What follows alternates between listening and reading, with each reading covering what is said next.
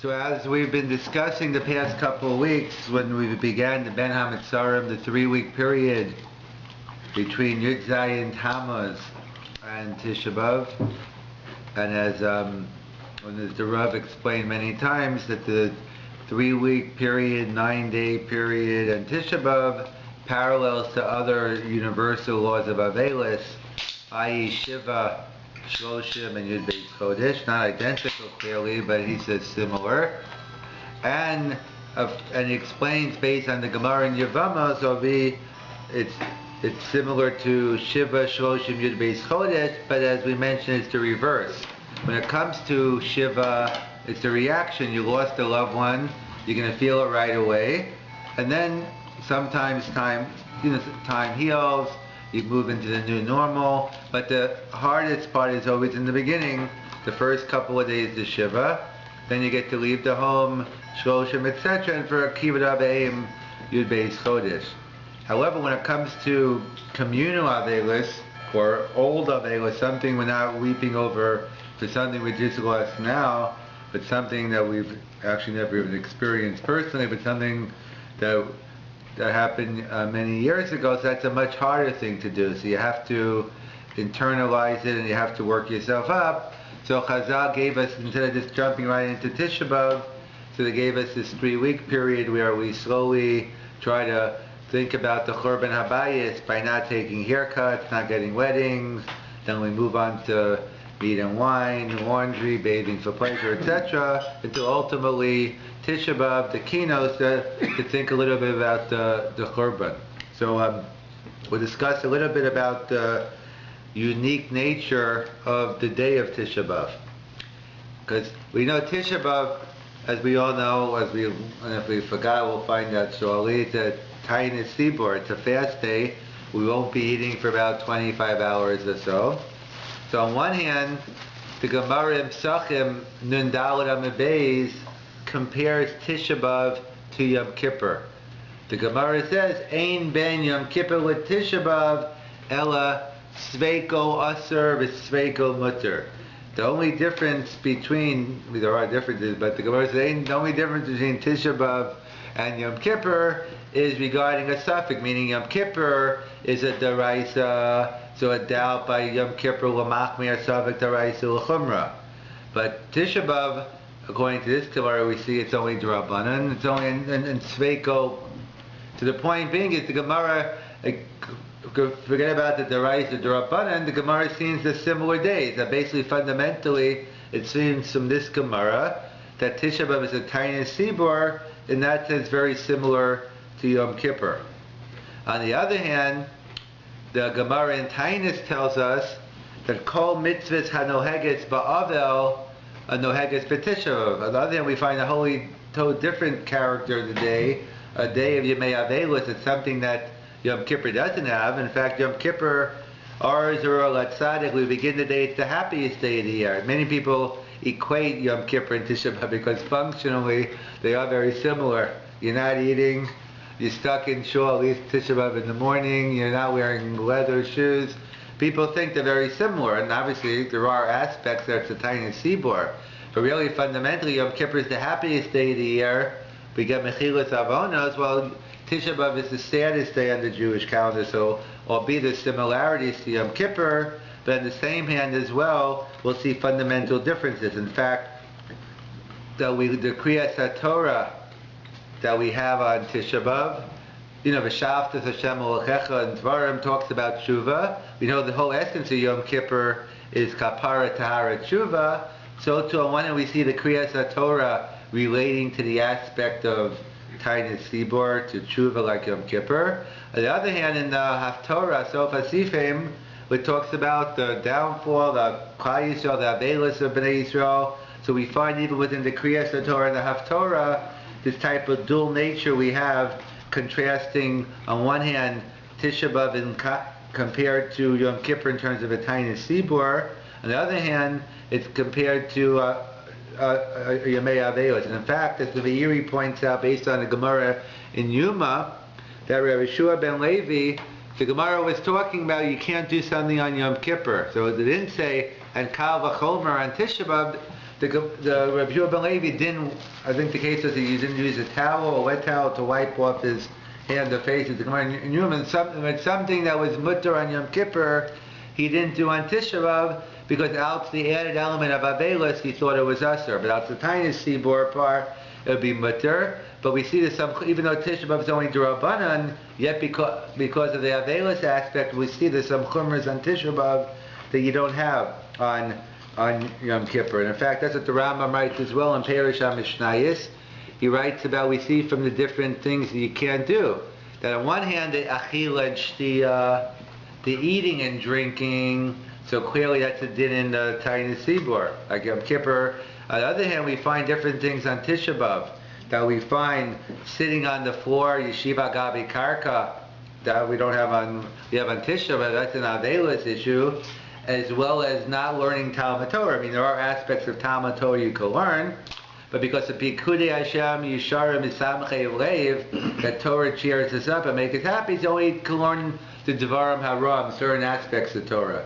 So again, so the Rambam writes as well, even within the things that are prohibited, that we see some of them stem from the Isser Tainus, the Tainus Sibor, and some stem from the Isser Avelis. In fact, the Minchas Chinuch makes an interesting point, that the Isser Rechitza is an interesting mix where you have an Isser Rechitza both on a Tainus Sibor, and there's an Isser Rechitza as well on Yemei Avelis. But he just points out that on Avelis, the Isser is only Kol HaGuf. You could wash, mixas your body, but when you have the Chumrah of not doing even mixas HaGuf, that's on Yom Kippur, that's the Din Mitaynis Sibor. See, the Minchas even points out within the same Isser, we've clearly, when one doesn't apply in one and apply in the other, we see clear the separation. The Minchas Chinuch, he just even points out, even among the same Isurim, you have to know what it stems from the Tainus, and therefore whether the Isser is Kol HaGuf or Mixus HaGuf, or both of them apply. And in fact, the Rambam as well points out another connection. The Rambam, and again in the Perish HaMishnayos, at the end of Tainus, he shows another connection between Tisha B'Av and Yom Kippur. We're all familiar with the Gemara in Yuma, I think Pei Aleph, about the mitzvah of Tosefes Yom HaKippurim, that it's a mitzvah in Torah to be most of Mechol HaKodesh, so we bring in Yom Kippur early, and we also end it a little later, fulfilling the mitzvah in Torah of Tosefes Yom HaKippurim. The Gemara, as well as the Rishonim, have a whole elaborate machlokas in terms of what about Tosefes Yontif and what about Tosefes Shabbos. In fact, many people erroneously think there is no Tosefes Yontif because they get caught up on different days of the year, on Yom Tovim, let's say a Leil Pesach or a night of Shuas, that we don't do Tosefes, but that's because of other issues of Tamimis, Be'erev Tochul Matzot, but fundamentally there's no difference between Yontif and Shabbos in terms of Din and Tosefes.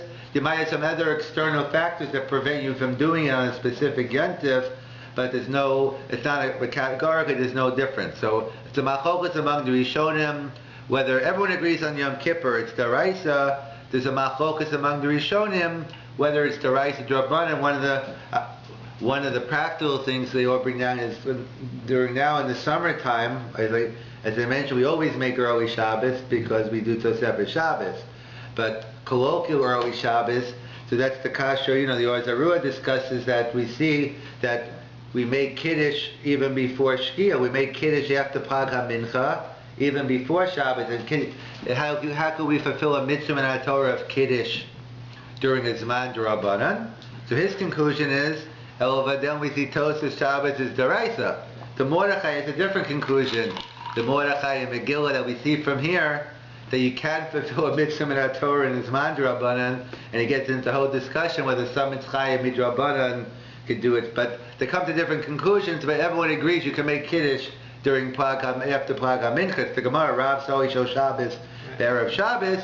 What conclusion you come from that? That's the machlokas. So halacha l'maisa, we paskin, not only is Tosefes Yom HaKippurim Toraisa, but we paskin Tosefes Shabbos and Yontiv as well. We assume is a mitzvah in our Torah. What's interesting is the Shitas HaRambam. The Rambam is very conspicuous by his absence, does not mention The only Tosefes he mentions is Tosefes Yom HaKippurim. There is no mention of Tosefes Shabbos. There is no mention of Tosefes Yosef. In fact, that's the kasha on the Rambam. Then how could you make Kiddush early? How could you make an early Shabbos according to the Rambam? So that's the whole sheet in the Rambam. Then that's the Zman of Kiddush. The Zman of Kiddush is you want to bring it in. You bring it in with you, so you talk about the praise of Shabbos before it comes in. But however you work out the issue, the Rambam makes no mention of Tosefes Shabbos or Yontiv, only Tosefes Yom Kippur. And they give answers how you can make Kiddush early.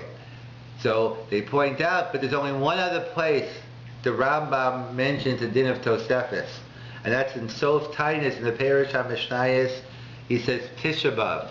He says just like we have a din on Yom Kippur of Tosefes Yom Kippurim, that we bring it in early and take it out late, so too that halacha applies to Tisha B'Av as well. And therefore we see it has nothing to do with the Kedushas Hayom, but it's a din in the Tainus Sibor. He connects again. We see the link according to the Rambam between Tisha B'Av and Yom Kippur in terms of a Tainus Sibor, that you bring it in you bring it in early. In fact, speaking of a Tainus Sibor, that's another kasha they ask is, what about Tfilas Ne'ilah then? If we know the Mishnah tells us in Tainus, we all associate Ne'ilah with Yom Kippur because that's the only time we say it. But really, it's connected to Tainus Sibor. Really, fundamentally, one should ask why we're not saying it. We don't say it, but fundamentally, at first glance, one would say, why not say it on Tisha B'Av? Tisha B'Av seems to fit the criteria that it's a Tainus Sibor, and we should add a Tfilas Ne'ilah. So why don't we have a Tfilas Ne'ilah on Tisha B'Av? So that's what the Rav expounded on in other areas we'll get to later, but that the Rav explained that in Tfilas Ne'ilah isn't an independent tefillah like Shacharis, Mincha, Musaf, Ma'ariv. Tfilas Ne'ilah is like a summation of the day. It's like we buy tefillah, we add another tefillah on a tainus. And in fact, that's what the Rav was machmir. Not that it should be a usual occurrence, but the one who says daven Tfilas Ne'ilah, make sure he daven Ma'ariv, Shacharis, Musaf. We're hoping he's doing it anyway, but maybe he was sick, he didn't do it, whatever the case may be. But he says he was makbid to make sure you have the person leading the Elah daven all the tefillahs, because it's summation of all of them, and therefore you have to have someone who actually daven all the tefillahs. So the Elah is a summation of all the tefillah. It's reblay tefillah on a tainus. So why don't we have it on Tisha B'Av? As we'll see, because Tisha B'Av is a day of sasam tefillasi. It's a day, we'll see what that means exactly, but so to speak, the prayer is closed, as we'll mention shortly. We don't say Tiskabel Slasan until the afternoon. In the morning, on Tisha B'Av, because it's Sasan Tfilasan, we don't say in the Kaddish Tiskabel Slasan. So therefore the Rav explained that the whole concept Tfilas Ne'ilah and Tfilah on a Tainus Sibor is the concept of Riboy Tfilah.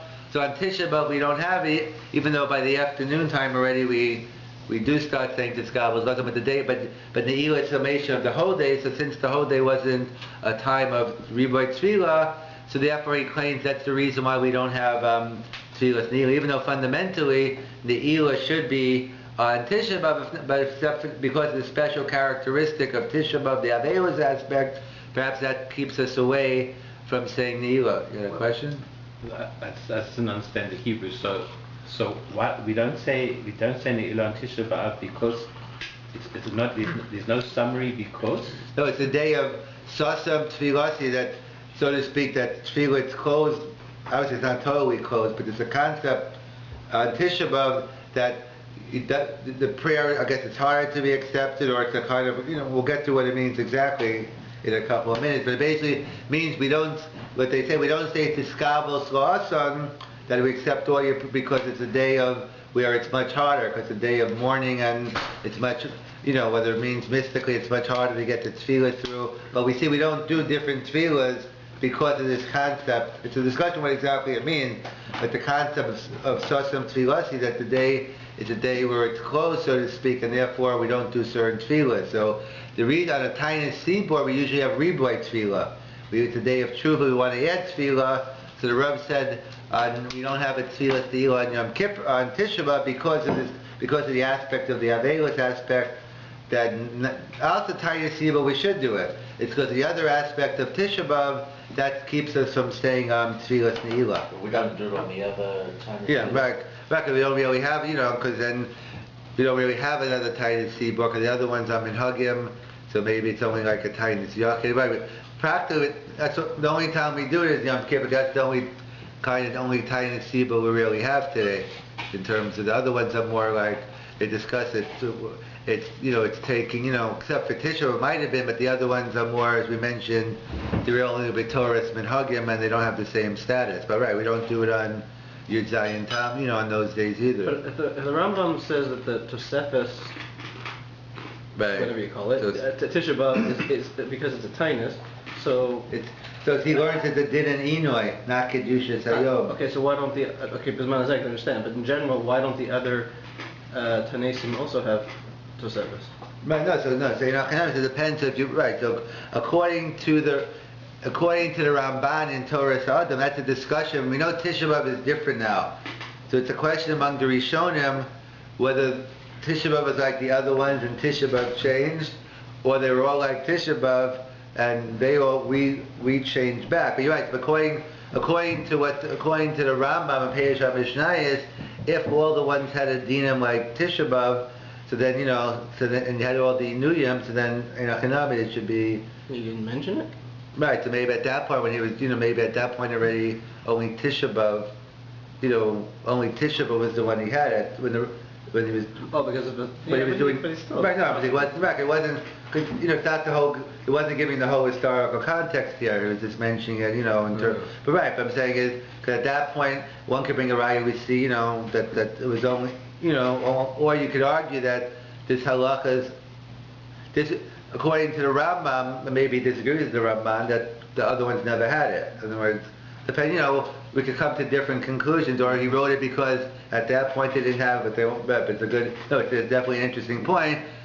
Based on the logical extension, if you take both of them together, then it should also apply to the other fasts. But I guess he's focusing on Tisha B'Av because that's the only one that had. Yeah, but it's a good point. Someone else had a question? So we see this dual characteristic of Tisha B'Av as a din of in the Tainus Sibor, like Yom Kippur, as well as the day of Universal Day of Avelis. In fact, according to some, even during Bayis Sheni, when the Beis HaMikdash was up, for other the ones you had a Sasa V'Simcha, but some claim Tisha B'Av was always, even then, was a day also of mourning. But there's an interesting Chasim Sofer, which he's going to touch on this point, but he was asked he actually asked the question himself because it happened to him. There's a famous Maisa with the Chasim Sofer that he was sick on Tisha B'Av, and he ate, and he was allowed to. As we'll see if we have time, we'll go into the halacha of a choli, because really a choli she'ein bo sakana. We'll see really it's mutter to eat on Tisha B'Av. So it was a case where he was permitted to eat. So he figured he knows the students he's going to be davening mincha soon, and the students are going to ask him for an aliyah. So he wanted to know. So he was no gay davar, so he sent the question to someone else, but he himself wrote what he thought. So he basically wrote and the famous the Chasim Sofer, he writes that he thought it would, even though I'm a no gay davar, but I'm not writing it because I want the aliyah. I'm sure he can get aliyah anytime he wants. But he's right, he thinks that you're permitted to get an aliyah because what this whole concept, we know it's brought out in the Ma'arik, I believe it's the source, that on a Yom Tainus, if someone is not fasting, so the halacha is he doesn't get an aliyah. So where does that come from? So the Chasim Sofer wants to limit the Ma'arik. You know what the Ma'arik is talking about? He's talking about something that in the Shiva Shvelt they have it, but not totally have it, the concept of Bahab. Bahab, Beis, Hey, Beis, that after the Yom Tovim, because of your tremendous joy and the Simcha, perhaps you might have done something wrong inadvertently, so it's a good time to say some slichas afterwards. So many people do not have the practice of saying Bahab at all, and even in the yeshivas, I don't think they actually lane, and maybe some do fast, but they just say slichas, and I haven't seen anyone, there used to be a special laning they used to read for Bahab as well, apparently. But today I think the most is some yeshivas say slichas afterwards, but I don't think they fast and that. So it comes on Bahab. So the Chasim Sofer, that was Bahab. Bahab is all it was basically chovas tainus. There was nothing else to the day.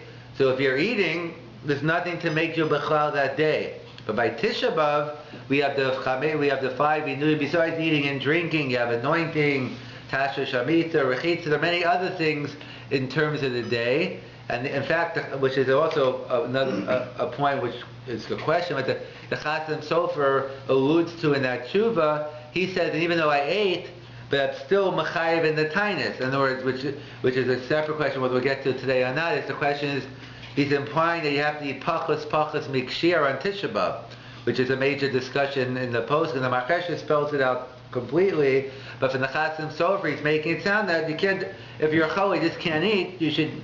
He says you just have to eat just whatever you have to eat and nothing more than that, which is a separate point. But they bring parenthetically, we see from the Chasam Sofer, he's cholek. We'll see on the Aruch HaShulchan, who says that there are no shiurim on Tisha B'Av. But we see parenthetically from the Chasam Sofer, he says only what you have to. He basically, his yesod is that basically you can't say it has the kedushas hayom, but it's kind of like a Vayom Avelus.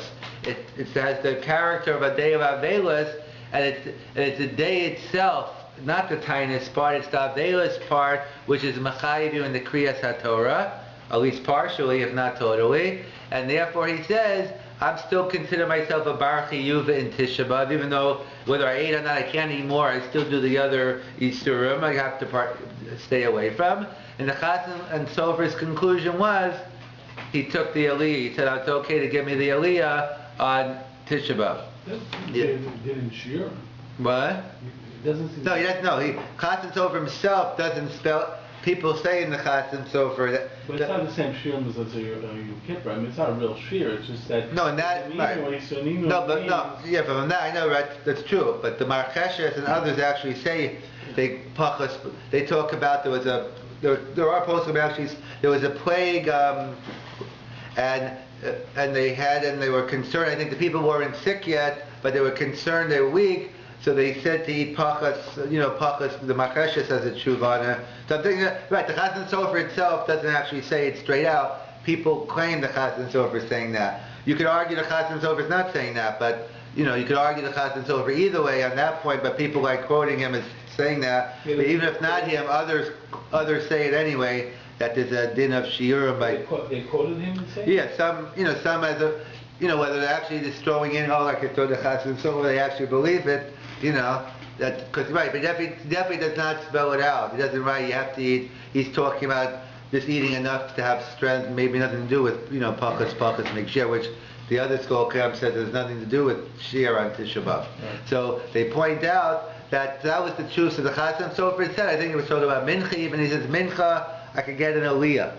So there's a famous Rabbi Akiva Eger who clearly disagrees with this Chasam Sofer because he discusses the question of mincha on Yom Kippur. On mincha Yom Kippur, someone who is eating, can they get an aliyah on mincha Yom Kippur? So they point out that he clears the Shiloh. Well, what is the nature of the Kriyas HaTorah on mincha Yom Kippur? Because on one hand we know on a Yom Tainus we always have mincha. So on one hand maybe it's midin Tainus, or maybe Yom Kippur is like Shabbos mincha, it's the day itself, which is mechuyev in the. So that's why you have the difference in the brachas. Yes, right. That's the. Right, very good. Right, so that's the Marcheshes. Right, so that's why we give Eger Shaila. So if it's a din in Tainus, then you can't eat. Someone who ate can't get an aliyah. If it's out to do Shayom, so then you can. So then the Marcheshes adds what Alice is saying is based on this could be the Machokas Machaba Ramah. There's a Machokas Machaba Ramah on Mincha Yom Kippur. On how many brachas to have Torah. Do you stop at the classical Tainus Magen David, or do you do Makadish Yom HaKippurim, whatever the bracha would be? Do you add the last bracha in? So again, the Marchesha says this Machokas Machab Ramah seems to be dependent on this issue. The Rav took it a step further and he said this is also totally on the niggin you use. We know we have the Yamim Noram niggin. How do you lane at Mincha Yom Kippur? Do you lane the classical laning, or do you do the? So actually, So I remember, because when I used to daven at YU, when I lived across the street, so I remember this, so I knew the shtickle Torah, but I never asked Rav David about it. But what happened was I got Levi, it must have been Mincha Yom Kippur, and first I think the Baal Kori did the Kohen taught, I guess the Kohen has to ask the Baal Kori, or either way, but I think everyone made the regular tune, and the Baal Kori is reading it, and that's good, because I didn't want to have to sing the Yom Ram brachas, so they gave me the regular one, and then afterwards, David Lipschitz gets up, the Suva Karav, he gets up Shlishi, and he goes into the Yom Ram Niggin. So I never maybe he didn't go, maybe he doesn't like the whole shtick of Torah now, but he went with Yom Ram. Either way, but that's what the Rav claims. That issue is what type of laning you do. It also depends on the shiloh. But what's clear is that Rabbi Akiva Eger is, he's saying if it's out the Kedushas Hayom, he says, so then we could talk about it. But clearly Tisha B'Av, he says, is not, or it's Masha from Rabbi Akiva Eger, Tisha B'Av does not fall under this category. And Rabbi Akiva Eger would say if you ate on Tisha B'Av, you would not be able to get an Aliyah. And the Chassan Sofer claims there's enough of Yemei Avelos, there's some Chalos shame. It's not a Kedushas Hayom, but some Chalos shame Avelos of the day itself takes on this day, part of what we're talking about, the character of the day, and that's enough that I can still consider myself a Bar Chiyuv. It's not just an Isser Achil Shti, it's part of the whole day, and therefore Chasam Sofer felt that one can get an Aliyah. And the Bahab is only an issue because that's all you have is the Isser Achila, and that's it. There's nothing else part of the day. So that's what that's the Machlokas Chasam Sofer. But again, we see from the Chasam Sofer. But Akiva doesn't answer it. He leaves it as a right. No, I know, but people say he's clear. No, right. So no, but he gives both sides. He doesn't come out. He says it's Tzarafian. No, right. No, but then I guess he's assuming by Tisha B'Av you can't say it's the Kedusha. He has to go with. He's saying by Tisha B'Av you can't say Tzarafian for Yom Kippur. Yeah. So you're saying Mashma from there. Yeah, that's Yom Kippur. He leaves by it Tisha B'Av. by Tisha B'Av. He says, but they say by Tisha B'Av that's clearly not Kedusha Hayom. It has to be Medin Tainis, and therefore he says that you wouldn't be able to get a Aliyah. Right, he's misupik about Yom Mincha Yom Kippur, but they say, but Tisha B'Av at the Mashma, he argues on the Chasam Sofer, because there is no Kedushas Hayom. The only way to get out of Yom Kippur would be through Kedushas Hayom. Right, so that's what they say. So he doesn't spell it out, but they would say that. Right, that's so the din of the Marik. What about for Shavasar B'Tammuz when you don't have the elements of it's like a Bahab. But no, it's not actually. I was actually thinking about that today also. So today, like what do these other fast days have? Unless you say Meikaro, they will be different Kabbalah. But right, no, I'm saying. They don't have any Inuyim. So therefore, it should come out to be more of a Chumrah than if you. Chumrah in the sense that if you eat, you can't get an Aliyah. But that's what most. Which is the past. Always where no, that's people did. That was exactly. That was the din. Yes, that is the right. That is the pshuta that if you eat on those days. In fact, had a shaila actually on Yud Zayin Tammuz. You can count the person for a minyan. Right. No, in terms of that, but I had someone who ate. He ate pachas mishir. He only drank, but he drank less than the shir. And he wanted to know, he wondered if he could get an aliyah on Yud Zayin Tammuz. So I mean, I didn't see anyone explicitly write it, but I was discussing it with some other people. And on one hand, there's no din of shiurim on Yud Zayin Tammuz probably. On the other hand, I thought that perhaps he's not. If he ate pachas mikshir, if he ate pachas, then he's not considered like there was an achila, and therefore he's considered fasting. So I don't necessarily haven't seen anyone. I thought that he could. I was leaning to be Meiko that he's not considered like he ate because pi halacha. If you eat pachas, or do you say that there's no shiurim? So you could go either way. But that happened. I actually got that question in Hamilton this year on Yud Zayin Tammuz. Actually, by the way, it was your son-in-law. I'm having trouble with this concept of Inui on Bahab. The only question of Bahab seems to be a Kapora aspect. What's the Inui on Bahab? But who said, no, there is no. Who said this? Exactly, it's only Kapora. Yeah, there is. So now the question is, what's the Kriya for? It can't be for Inui because there's no Inui. Right. Therefore, the Kriya must be either for Kapora or for the fact we have a community situation with someone who's put together, and he's not part of the community by not fasting. But it's not a question of Itsumo Shalyom. No, that's right. No, that's everyone. That's right. Bahab, everyone agrees to. Bahab is the common, and everyone agrees if you're eating on Bahab, you're out of the picture.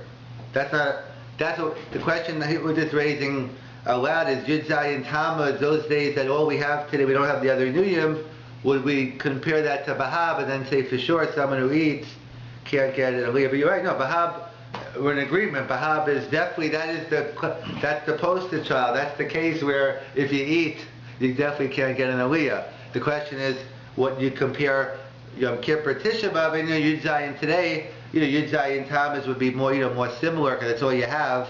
Unless you could say, unless you go into historically, especially if you had those days that, maybe, a low plug type of thing, but right.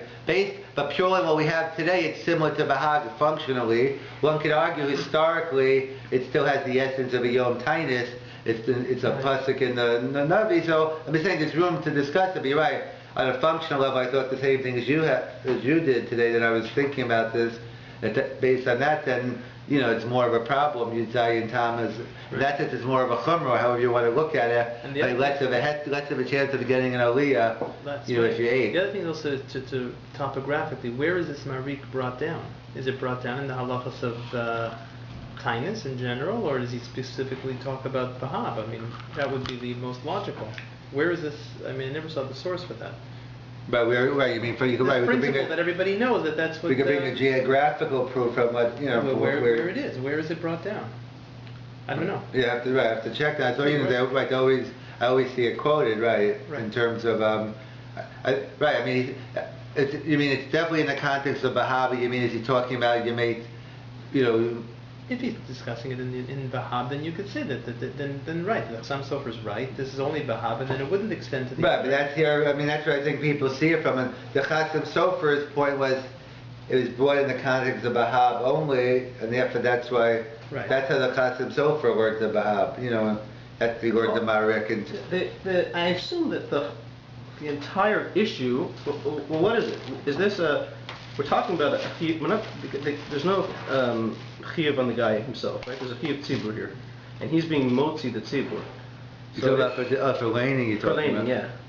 So are we talking about? You shouldn't. It's like a. You think someone sort of thing? You think someone who ate on the fast? What is what? Yeah, somebody ate on a fast day. Someone who ate any of the fast days. Who's a laddie, not a laddie? What are we talking?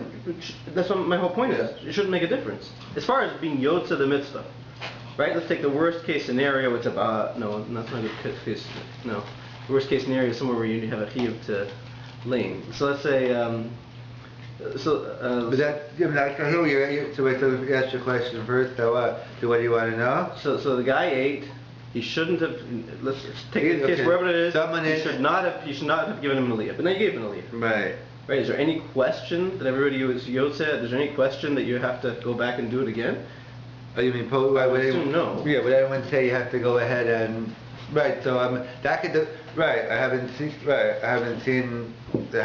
happen. Right, but I guess it depends on.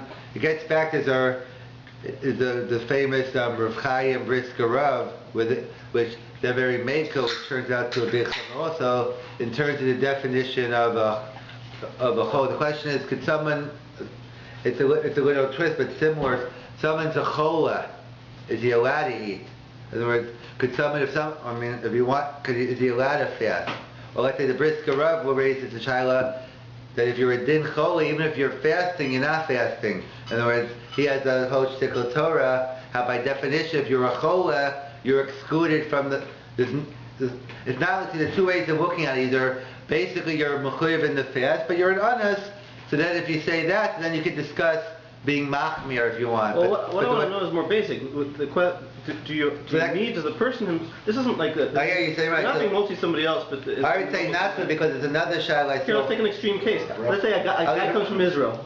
Guy comes from Israel and he lives his whole life in Israel and he's here just for 2 days Yom Tov, and the second day Yom Tov he gets an aliyah. Right? So he shouldn't. Can everybody be also with him? No, so I'm saying so they point out that the case was where what happens if you read the wrong Kriyas HaTorah. In other words, let's say it was probably on Monday or Thursday, and it was a tinus, but they forgot, they didn't know they weren't fasting, whatever the case was.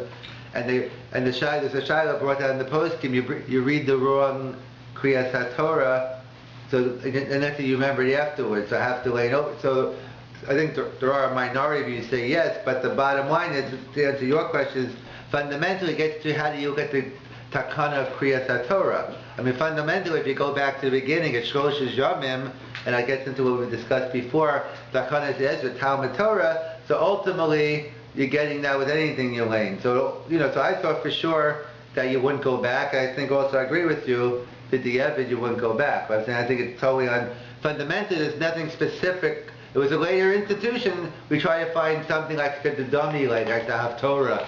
So there's no specific mention of what you have to read in the Haftorah, something similar. So Kriyas HaTorah, we have a minhag of what we do, Sheni and Chamishi, but I felt like you, I didn't think B'di'evet, I think that you wouldn't have to go back, fundamentally.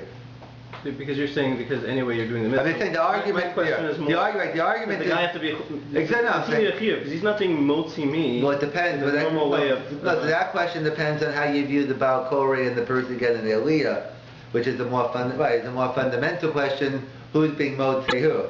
In terms of is the Baal Koreh is the person al pi halacha who's laning? Is it the one getting the Aliyah? Or is it the Baal Koreh who's doing it for who, which is a discussion, and that's why originally the Takano originally people used to get called up and do their own Aliyah. So what happened was then people were hiding, they want to come to shul because I can't lane or I didn't prepare.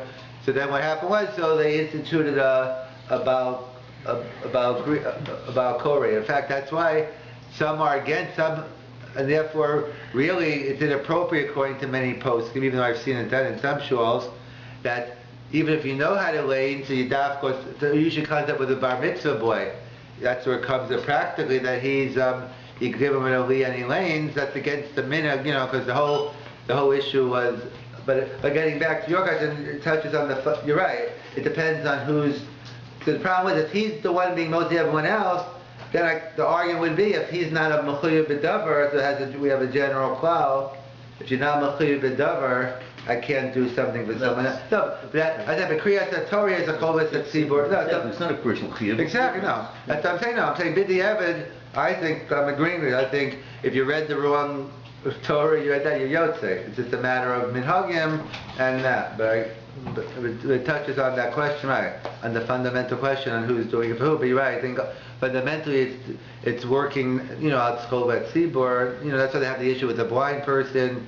When Meikar did, we paskin the machokas in the poskim. That's why I told you. There was my friend told me on the east side when Rav Moshe was older and he davened in his home, and Rav Isaac Temler, Rav Moshe Temler's father, who apparently was blind. So they used to switch off giving Shlishi and Shishi every Shabbos between Rav Moshe and Rabbi. And my friend told me, in every Shabbos they added a Hosafa. He never asked Rav Moshe, he was assuming this to be machmir just in case, according to those sheets, that a blind person can't get an aliyah, because that touches on who's actually doing. Because you can't read. That's different. It may not be clear. Right, no, but right. That's right. So that's so I'm just saying along those lines, but no, depending on who's who.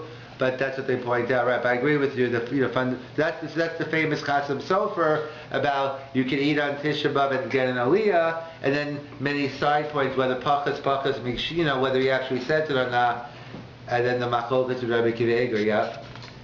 So somebody has to say a bracha though. Like you can't not have a bracha. I mean, the original minhag was you just called up. You had the first person make the bracha rishona, the Kohen. You called up the crew, and then the last person went. I mean, what do you mean? Like for instance, they say they called up a woman to make a bracha. So that's not a good bracha, right?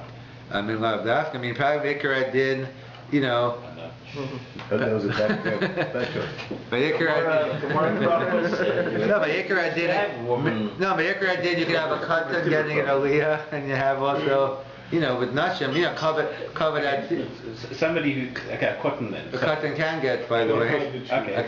I'm trying to find an example that. Okay, either way, but we have to edit that out. Right, but that wouldn't be, all you have to do is call up someone else then. I mean. You want me there.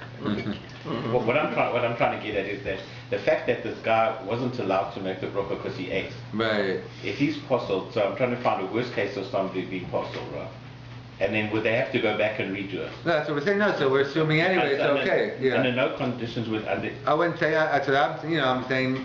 That's what I think. I'm saying that there wouldn't be something to go back over. But the Rav held that you have to hear the bracha as part of the Kriyas Torah. Yeah, that was, otherwise you're not Yotzei. but in general, that's why they always specifically on Machmer on Parashat Zachar. Some posts can be it's deraisa, where if you don't hear the bracha, so that. But right, in general, Let's not make it a communal. Yeah, that's because he felt Parashat Zachar was different. And that's a chovetz hayach, everyone has to do it. That's why I think usually either I forgot Ramos's meaning might have been he actually laned or he didn't lane for those Ramos's elevation. I remember seeing the Harei Kedem. I think they said he dafka laned it along with the Balkov. It could have been Yovi's lane, but I forget either unless he specifically didn't do it. But he did something different with Parashat Zachar when he got called up. Well, we also refer to Tisha B'Av as a Moed. Right. Does that not give it any Kedusha? No, it would be Kedusha, but it was the... what is the significance of calling it a Moed then? Right, so that's what I'll get to... Right, in terms of the future, they talk about giving them up, but I'll just touch on that point right now. Just to... as I mentioned before, that even though that Tisha B'Av said Yemei Avelis, Yemei Tainis and Yemei Avelis, and there are many restrictions, but as we'll notice, after Chatzos, they seem to lighten up. Yeshiva, not all, by the way, everything's, basic halachas is still, and people think it's over, except for eating, basically you can do anything you want.